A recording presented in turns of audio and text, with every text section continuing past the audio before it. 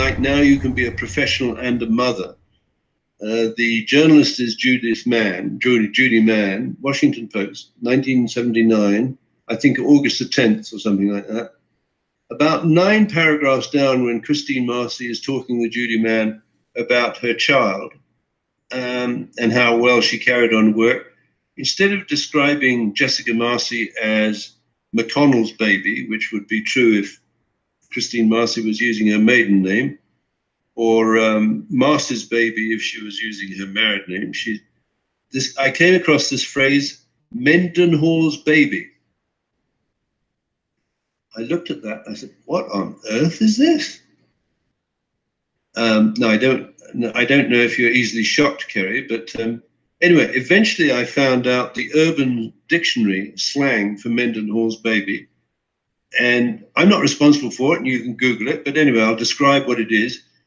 A mendenhalling someone means to mount someone from behind, roll them over to see the humiliation in their eyes, preferably in front of a big audience. I guess that's sick, isn't it? Right. Well, sounds like an Illuminati ritual. You got it. And so she said this on a public interview. Yes. Now, did Judith Mann insert it, or did Christine Marcy say it inadvertently? But it's a phrase that is so unusual. I've never seen it anywhere else, anywhere. Right. And I'd never heard of the term Mendenhall until I looked it up. Incredible. But I think you've nailed it. I think in 1978, November, Nicholas Soames. Inculcation. The instilling of knowledge or values in someone, usually by repetition. Well, this is going to be an interesting one because I'm going to show you not only the lies, but those that also help to promote the lies. Let's go and look at something now. I want to start off by going through some of the nonsense you can find online. So I want to just back up what Hawkins was saying in there by looking at an article written on March the 29th, 2018. Now, I want to take us to this paragraph. It's filled with many lies, but I want to concentrate on one area. McConnell claims that Soames filmed McConnell's sister and SES Conair JPET's founder Christine Marcy in a Mendenhall's baby oath ritual in November 1978, when Jessica Marcy, McConnell's niece, was conceived, and that Soames subsequently forced Marcy's SES to transfer control of the Conair SWAT teams. Now, if we go back to the last video, where they started to say that Christine Marcy created the senior executive service, and I proved beyond any shadow of a doubt that it was nothing to do with Christine Marcy, and I proved that with evidence. Now I'm going to give you some more evidence to show how they carried on with the lies, more so that it was Hawkins that created these lies. So let's go to the actual publication which they actually have in here. Now you can be both mother and professional. And I want to take us to the actual line here where it was stated. Mendenhall's baby was due in early August 1979. I now work from 8 a.m. to 6 p.m. Everybody at work was so afraid of being offensive that they ignore it. So that is a statement from somebody else in the article. It also goes on to talk about Sir Arthur Nicholas Winston Soames, i.e. Sir Nicholas Soames, of which they've accused on multiple occasions of rape and of being the father of Jessica Marcy. And this has been carrying on. Now, in the other recording which we have was with Project Camelot, why didn't she say something? So why didn't she look up Judy Mann? It's Wikipedia. I know I don't like using it, but it says here she was a correspondent for the Washington Post, where she wrote about women, children, and the politics of the women's movement. Ergo, she was a feminist. And we can prove that further by linking to other things you can look up. For instance, the Maya Psycha Foundation, in which it talks about Judith Mann as a prize-winning columnist for the Washington Post, Judy Mann has been writing about families, politics and gender issues for 2 decades. This woman was specifically writing about women issues. Now, for people who remember the 70s and the 80s, it was a man's world and women were often never ever to reach high places in the workplace, which is why she wrote the article. But let's have a look at some of her books. The Difference, Discovering the Hidden Ways We Silence Girls, Finding Alternatives They Can Find a Voice. The Difference, Growing Up Female in America. Man for All Seasons, Wit and Wisdom from the Washington Post, Judith Mann. This woman is an adverse feminist, and that's a reason why she wrote the article, and I'm going to show you all the links and the connections to all of this. But what we're going to look at now also is the actual Urban Dictionary for Mendenhall. Mendenhall. To mount somebody from behind while they're in the fetal position on the ground. After the deed is complete, you roll them over to see the humiliation in their eyes. This is best accomplished in the front of a large audience. That chick was so hot, I pretended to trip and totally Mendenhall her.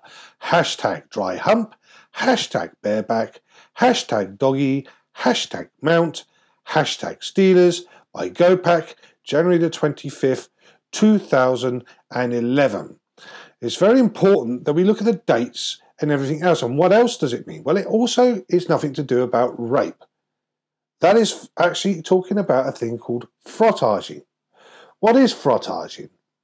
Well, let's go to the Urban Dictionary for frottaging, shall we?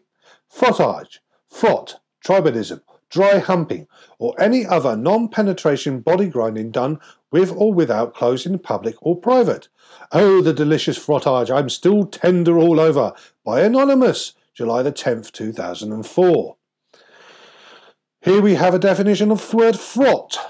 Frot is a slang term derived from frottage, describing a form of non-penetrative male-to-male sex. Now that's important, that, for what I'm about to show you.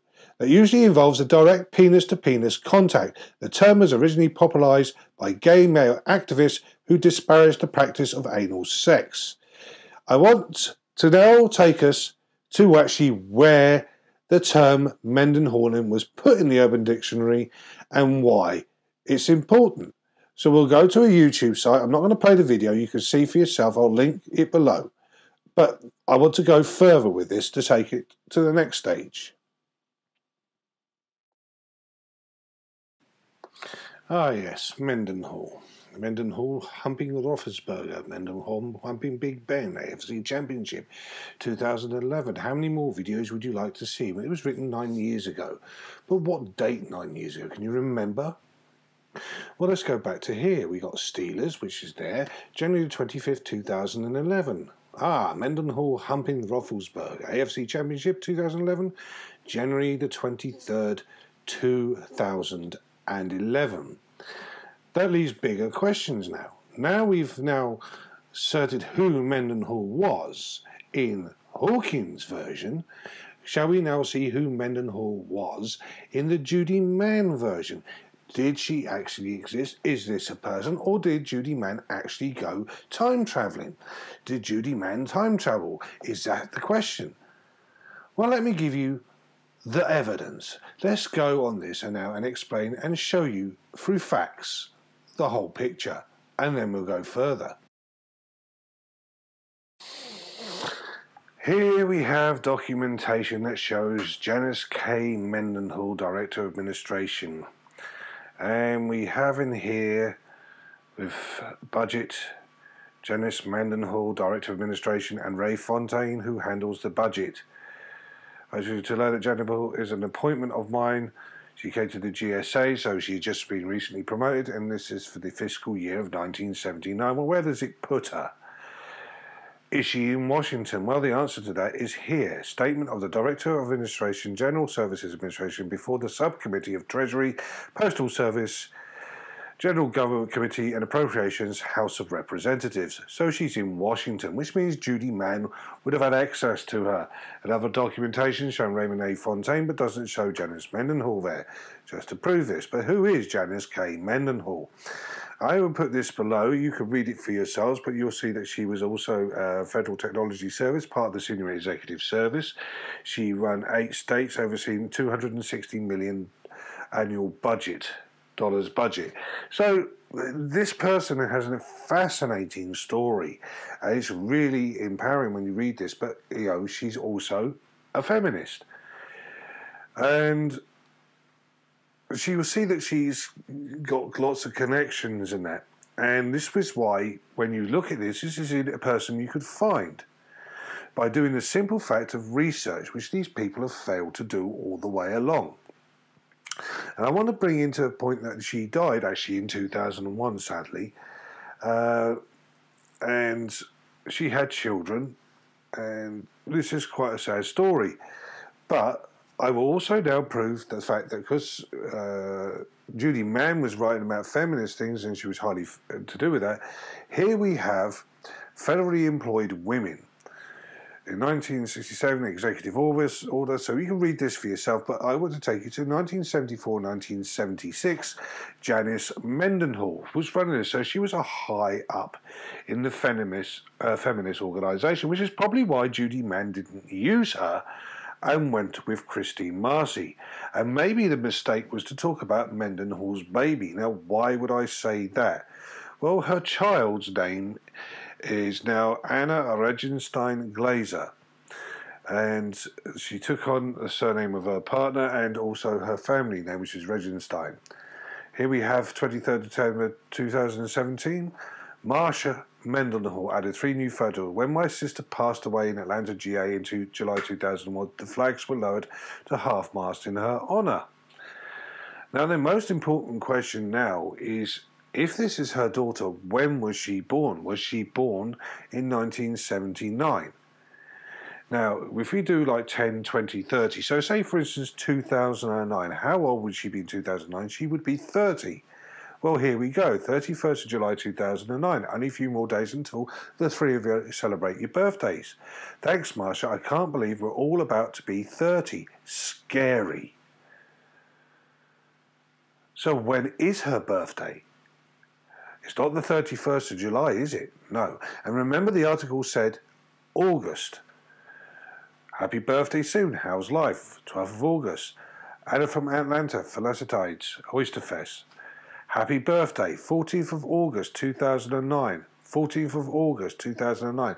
So that means 14th of August 2009, she was 30. So here we have Mendenhall's baby. And what we have here is the fact it was due in early August 1979. Therefore, the evidence is quite clearly seen there. But this leads to the next question. Now, if I can find all this and we can do all this, why do the likes of Project Camelot, Victorious Libertas, AIM, and all the others that have been promoting McConnell and Hawkins' lies for years have not done the same? It's bad enough to accuse a woman of being raped. There was no evidence of that, but to accuse another person of that rape and not retract any of those statements but still carry it on.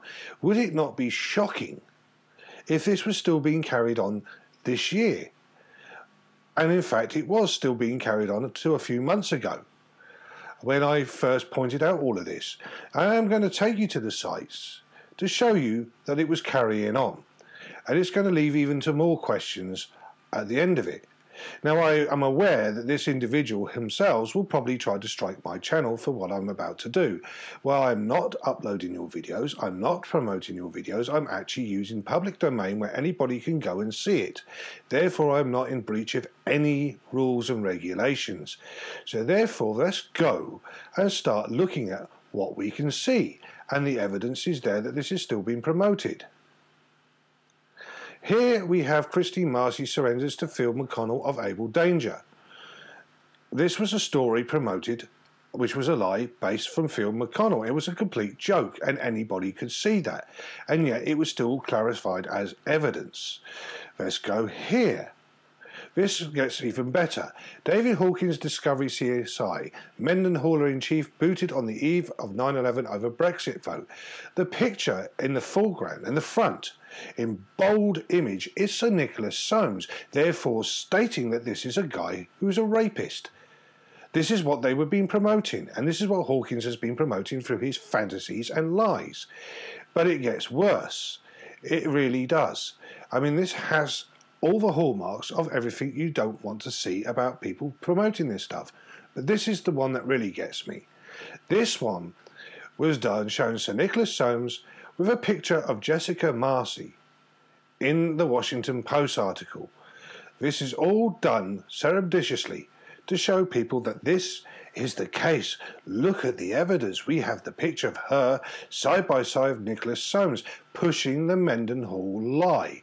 We have now shown you conclusively, I have shown you now beyond any doubt, that Mendenhall was about 2011 to do a Richard Mendenhall. And the whole Mendenhall fabrication, as what you heard at the very beginning of this video, was Hawkins. It is Hawkins that has promoted all of this nonsense. It is Hawkins that created the McConnell situation. Because if McConnell hadn't met Hawkins, he certainly wouldn't be a whistleblower. He certainly wouldn't have been, at one point, a forensic economist. This is all built on the sick and twisted mind of a fantasist called David Charles Hawkins. And yet all these platforms are still pushing this nonsense. Even the platform I've just shown you is still promoting Hawkins as credible. And yet everything we can do, we can prove that Hawkins is lying. But what I'm going to do in the next video is I'm going to show you even bigger lie that he was promoting on that platform and on others for years. And it's all to do about 1984. 1984 is quite an important one, and I'm going to bring that to everybody's attention. And again, this will show the duplicity and the hypocrisy of these sites, and it has to stop.